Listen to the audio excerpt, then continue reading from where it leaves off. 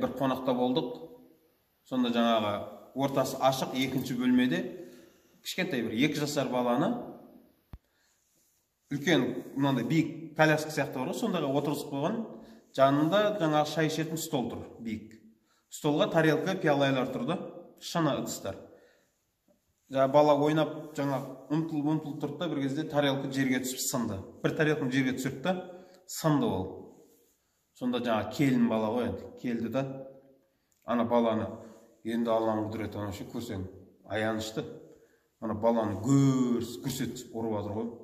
Арқасынан, басынан ше, неге сындырасың? Тағы бір қызға қараңыз, қайта сұрайды ғой. Неге сындырасың мынаны? Неге сындырасың деп. Қайта. Алланың құдіреті деймін да, ол балада ол ыдысты сындырмау керек деген ақыл болатын болса, ол бірінші жаңағы палжыңғиге сиюін тоқтатар еді ол. Ондай ақыл болса да, ажырата алатындай дәрежеде болса.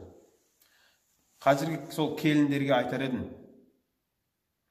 Балаңызды ұрмаңыз. Кішкентай шыны ыдыс үшін балаңызды ұрмаңыз.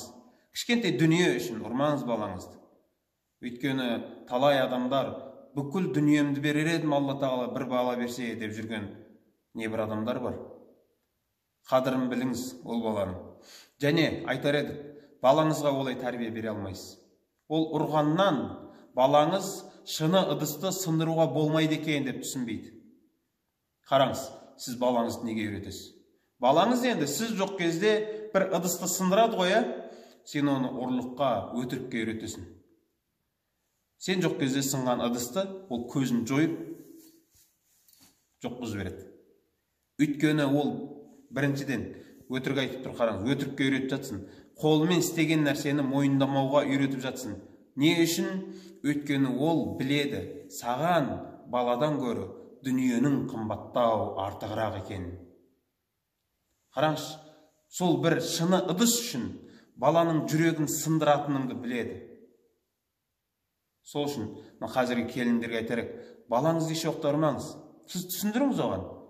Балам, өзі шындап келген кезде 2 жасар балаға ана келіннің ақылы болса, егерде ана баланың алдына тарелканы қоймауда керек еді ғой. Оған өзінің ақылы жетпеді да, бала сындырып еді, келіп, неге сындырасың деп жатыр да. Келіндерге айтар едік, жалпы осы бала тәрбиелеп отқандарға балаңызды еш уақытта ұрмаңыз. Оған түсіндіріңіз. Мысалы қараңызшы, былай айтсаңыз, балам, бұл ыдыс ақшаға келген нәрсе. Бұны сындыру ысырапқорлық болады. Алла тағала ысырап етушілерді жақсы көрмейді.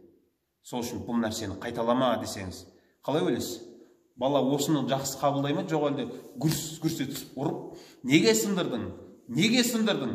Бұл ақыл айту емес, бұл сұрақ қою ғой енді. Неге сындырдың? Ол неге сындырғанын білсе, ол оны істемес еді ғой.